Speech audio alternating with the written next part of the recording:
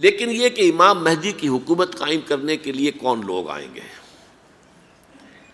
عرب جو ہیں وہ اندر سے کھوکھلے ہو چکے ہیں، عیاشی نے، دولت نے، پیسے نے، دولت، پیسہ، عیاشی، اس کی وجہ سے کھوکھلے ہو چکے ہیں۔ یہاں میں آپ کو دو حدیثیں سنانا چاہتا ہوں۔ سنن ابن ماجہ کی روایت ہے حضرت ابو ہریرہ سے رضی اللہ تعالی عنہ، قال قال رسول اللہ صلی اللہ علیہ وسلم اذا وقعت الملاحم بعث اللہ بعثا من الموالی ہم اکرم العرب فرسا واجودہ سلاحا یوید اللہ بہم الدین، رواہ ابن ماجہ عن ابی ہریرہ رضی اللہ تعالی عنہ۔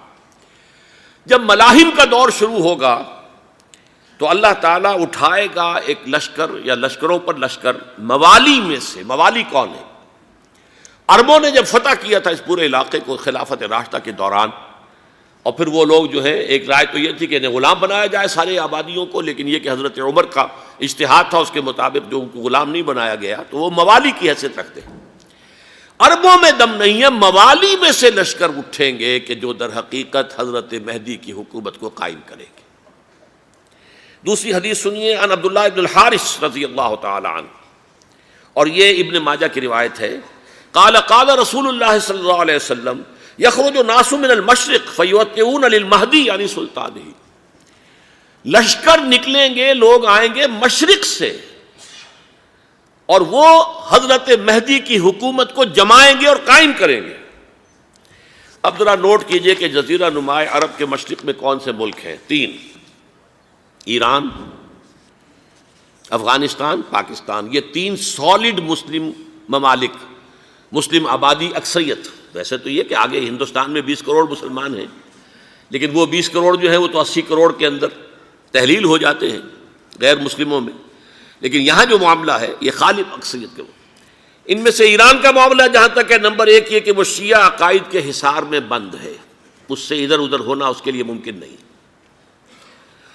حدیث میں یہ بھی آتا کہ اصفہان سے 70,000 یہودی دجال کا ساتھ دیں گے۔ لیکن بہرحال خراسان ایک صوبہ ہے افغانستان کا اس وقت بھی، شمال مشرقی کونے میں، مجھے امید ہے وہاں سے خیر کی، کیونکہ خراسان کا لفظ وہاں پہ شامل ہے، اور حضور کی حدیث میں بعد میں آپ کو سناؤں گا کہ خراسان سے فوجیں چلیں گی جو یروشلم کو دوبارہ حاصل کریں گی، فتح کریں گی۔ جیسے پہلے یروشلم کھویا عربوں نے تھا، دوبارہ حاصل کیا تھا کرد نے، کرد خون صلاح الدین ایوبی رحمۃ اللہ علیہ، ایسے اب پھر عربوں نے کھویا ہے، لیکن لینے والے خراسان سے لشکر آئیں گے۔ یخرج من خراسان رایات سود لا یردھا شیء حتی تنصب بإیلیا، خراسان کے علاقے سے کالے علم لے کر لشکر چلیں گے جن کے رخ کو کوئی موڑ نہیں سکے گا جب تک کہ وہ جا کر یروشلم میں نصب نہ ہو جائے۔ اس کے بعد نام آتا ہے پاکستان کا۔ یہ ہے میری اور آپ کی داستان، اور یہ ہے سبب جس کی وجہ سے کہ میں آپ سے یہ گفتگو کر رہا ہوں۔ اصل میں تو کس لیے؟ محض ایک علمی استفادہ، محض اپنی بات آراء کو ظاہر کرنے کا شوق نہیں، بلکہ یہ کہ اپنی ذمہ داری ہم پہچانیں کہ ہم کس مقام پر کھڑے ہیں۔ دیکھیے، اس پاکستان کے بارے میں یا ہندوستان کے بارے میں علامہ اقبال نے کہا تھا اپنے ترانہ ملی میں، میرے عرب کو آئی ٹھنڈی ہوا جہاں سے، میرا وطن وہی ہے، میرا وطن وہی ہے۔ اور مجھے بتایا گیا کہ سنن ابی داؤد میں یہ روایت موجود ہے کہ حضور نے فرمایا کہ ہندوستان کی طرف سے مجھے ٹھنڈی ہوا آتی ہے، اگرچہ مجھے وہ حدیث ابھی نہیں ملی ہے، لیکن حزب التحریر کا ایک کارڈ مجھے ملا تھا، تو اس میں اس حدیث کا اور اس میں ابو داؤد کی روایت کا حوالہ موجود تھا۔ لیکن میں جو چیز آپ کو بتا چکا ہوں وہ یہ کہ الف ثانی کا پورا تجدیدی کارنامہ اس ہندوستان کی سرزمین میں ہوا۔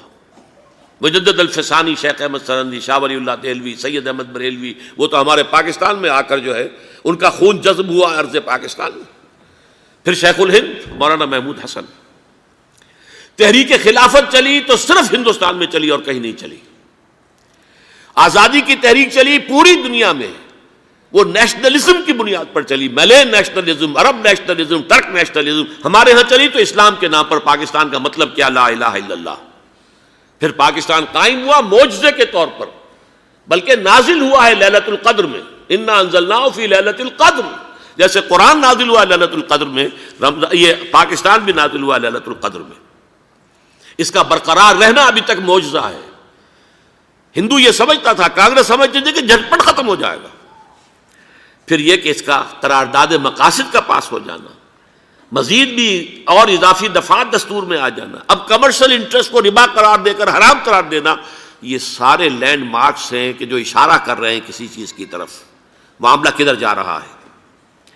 پھر یہ کہ یہ جو 14ویں صدی کے مجدد تھے شیخ الہند، اس کے بعد سے کچھ ایسی شخصیتیں عظیم پیدا ہوئی ہیں ہند میں، جن کو میں سمجھتا ہوں کہ 14ویں صدی کے مجدد اور 15ویں صدی کے مجدد کے درمیان، یہ 15ویں صدی کے مجدد کی راہ کو سیدھا کرنے والے، جیسے کہ حضرت یحییٰ نے کہا تھا میں تو آنے والے کا راستہ سیدھا کر رہا ہوں حضرت عیسیٰ کے لیے، ایسے ہی 15ویں صدی کے لیے امام مہدی کے لیے راستہ صاف کرنے والے سب سے پہلے علامہ اقبال، جنہوں نے اسلام کا تصور دین کی حیثیت سے دوبارہ زندہ کیا ہے، ورنہ اسلام ایک مذہب کی شکل اختیار کر چکا تھا۔ پھر مولانا مودودی، مولانا ابوالکلام آزاد حکومت الہیہ کے نعرے کے ساتھ میدان میں آئے۔ یہ اقبال نے جو تصور پیش کیا تھا اس پر عملی جد و جہد کے لیے حزب اللہ قائم ہوئی۔ نوٹ کر لیجئے 11 برس کا فرق ہے عمر کا علامہ اقبال کے اور ابوالکلام کے، اور 1913 میں جب حزب اللہ قائم کی ہے اس وقت علامہ اقبال کی ملی شاعری اپنے عروج کو پہنچ چکی تھی۔ پھر یہ کہ علامہ اقبال کے بعد تعمیل جو ہے اس کام کی وہ ابوالکلام نے کی، لیکن روایتی علماء نے کی شدید مخالفت کی وجہ سے وہ بددل ہو کر چھوڑ گئے، کانگریس میں شامل ہو گئے، بساط جو ہے حزب اللہ کی انہوں نے لپیٹ دی۔ پھر مولانا مودودی آئے، انہوں نے وہ ڈور جو ہے اس کا سرا تھاما، جماعت اسلامی قائم کی حکومت الہیہ ہی کے قیام کے لیے۔ اگرچہ میرے نزدیک یہ کہ وہ انتخابی اور ایک قومی سیاست کی ایک جماعت بن کر پاکستان میں جو ہے دلدل میں پھنس گئی ہے، اب ہم اس کی کوشش کر رہے ہیں، تنظیم اسلامی اور یہ تحریک خلافت جس کے تحت یہ جلسہ ہو رہا ہے، یہ ساری چیزیں وہ ہیں کہ آپ کو سوائے پاکستان کے اور کہیں نہیں ملیں گی پوری دنیا میں۔ معلوم ہوتا ہے کہ پاکستان کو بہت بڑا رول پلے کرنا ہے اس میں، اور اس کے ساتھ اب جمع کر لیجئے افغانستان کی عمارت افغانستان، اسلامی عمارت افغانستان قائم ہو چکی ہے۔ یہ پچھلے 20 سالوں میں جو کچھ وہاں ہوتا رہا ہے اس سے پہلے تصور نہیں ہو سکتا تھا۔ علامہ اقبال کے فرزند بھی دیکھ کر آئے ہیں، تو اگرچہ وہ خود میں سمجھتا ہوں کہ خاصے انہیں آپ لبرل کہیں، آزاد خیال کہیں، لیکن اس درجے متاثر ہو کر آئے تھے کہ انہوں نے یہ کہا افغانستان میں جو میں نے حالات دیکھے ہیں کہ اگر 2-4 اور مسلمان ملکوں کے اندر یہ نظام قائم ہو جائے تو پوری دنیا مسلمان ہو جائے گی۔ یہ سب کچھ کیسے ہو رہا ہے؟ یہ آنے والے دور کی جھلکیاں ہیں۔ Coming events are casting their shadows before. یہ سب بتا رہے ہیں کہ پاکستان افغانستان کو مل کر اس میں کوئی عظیم رول پلے کرنا ہے۔ اور اس کے ضمن میں اب میں علامہ اقبال کے بارے میں آخری بات کہہ رہا ہوں۔ علامہ اقبال کے بارے میں عام یہ خیال ہے، انہوں نے اپنے خطبات میں مہدی کا اور نزول مسیح کا، حالانکہ میں کل پڑھ رہا تھا مولانا سید احمد اکبر آبادی رحمۃ اللہ علیہ کا ایک مقالہ ان کا کہ علامہ اقبال نے ابن خلدون کے بارے میں یہ کہا ہے کہ مہدی کا اور نزول عیسیٰ کا دونوں کا انہوں نے انکار کیا ہے، حالانکہ ابن خلدون نے نزول عیسیٰ کا انکار نہیں کیا، صرف مہدی کا انکار کیا ہے۔ بہرحال علامہ اقبال نے خطبات میں انکار کیا ہے، لیکن یہ کہ اپنی شاعری کے اندر میں چیلنج کرتا ہوں کسی بڑے سے بڑے اقبال شناس کو، ان کا یہ شعر ذرا سنیے: خضر وقت از خلوت دشت حجاز آید بروں، کارواں زی وادی دور و دراز آید بروں۔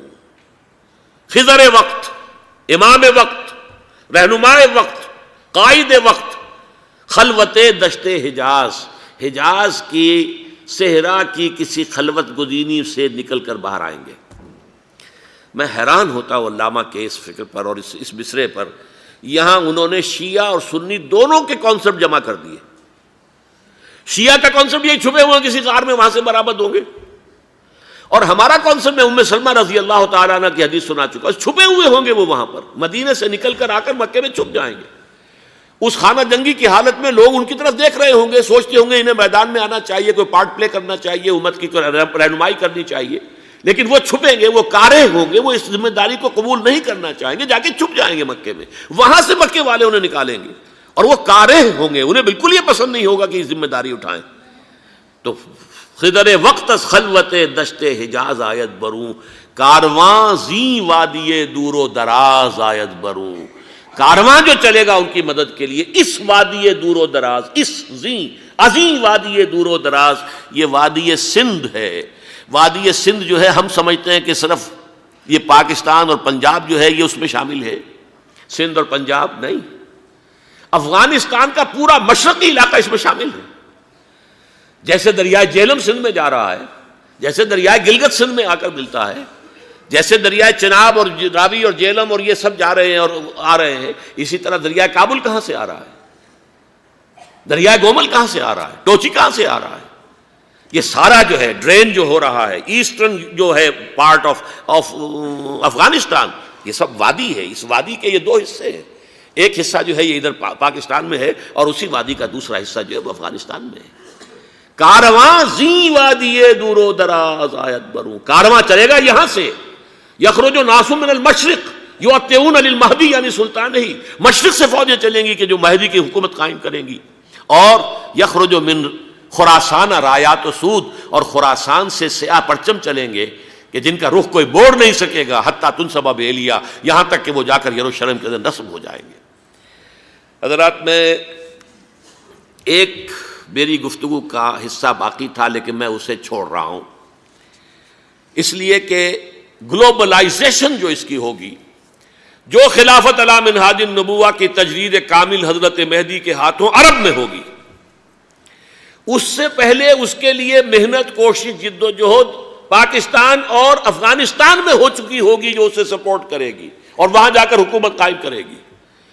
اس کے بعد گلوبلائزیشن کا جو مرحلہ اس کا ہے وہ حضرت مہدی کے ہاتھوں نہیں ہے، وہ حضرت عیسیٰ ابن مریم ان کے نزول کے بعد ہے، جن کے نزول کے بعد دجال کا خاتمہ ہوگا اور یہودیوں کا استیصال ہوگا۔ مسلمانوں پر بھی بڑی تکالیف عربوں پر آئیں گی، شدائد آئیں گے، لیکن یہ وہ میں حصہ ملتوی رکھتا ہوں کسی دوسری محفل اور کسی دوسری مجلس اور نشست پر۔